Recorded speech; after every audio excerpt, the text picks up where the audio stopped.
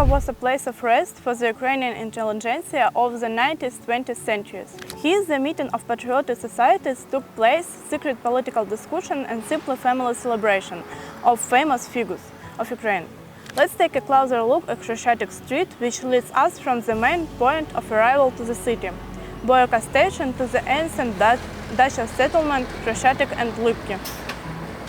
It is known that on July from 2nd to 14, 1846, passing through the village of Boiarka, now the city of Boyarka, Taras Shevchenko was accompanied by his colleague artist Alexei Senchev-Stepanovsky.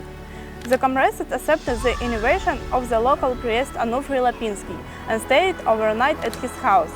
This visit was remembered by the villagers, and later the village was named Tarasivka. It is still called today. And a memorial sign about the visit of the famous Ukrainian poet was installed on the site of the priest's house. In 1861 to 1862, the author of the Ukrainian anthem words, Pavlo Chubynsky, also visited Boyarka as a guest. He wrote a version of the song No Myt. In 1883, Alexei Khlistov rented a dacha here for his wife Maria Zankovetsky. The Ukrainian composer Mykola Lysenko also liked to visit with his family. He stayed at the priest Lychikivsky dacha, where he also worked on the opera Taras Bulba. The most prominent guest of the city was the head of the Central Rada, Mikhailo Khrushchevsky. He came here to the dacha of his relatives. His whole family came with Khrushchevsky. In 1884, the family of the criminologist Alexander Kistakovsky also bought a dacha in Boiarka.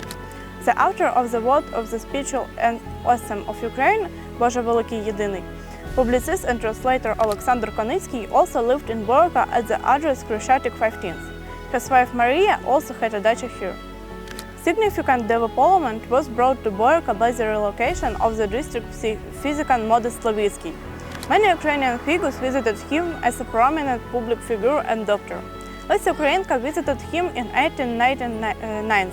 Later, the place of Modest Levitsky was taken by the Vera Matuszewska. It is known that Vera Matuszewska became a doctor for such personalities as Olena Pchilka, Olga Kosach, sister of Lesa Ukrainka, Boris Grinchenko.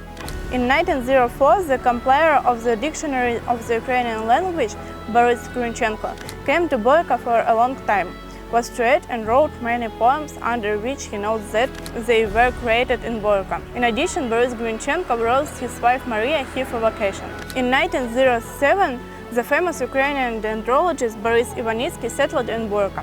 His family lived here, and the scientist himself worked in the Svetoshin forest. It also was mentioned the native of Boyarka who worked on the creation of the atomic bomb, Georgy Kistakovsky. From 1944 to 1945, jointly with Oppenheimer, he worked on the creation and testing of the atomic bomb. There is a suggestion that in Boyarka there was a festive dinner in honor of the wedding of Ivan Franko and Olga Khruzhinska. In memory of Ukrainian figures who connected their lives with Boyarka, several streets in Boyarka were renamed.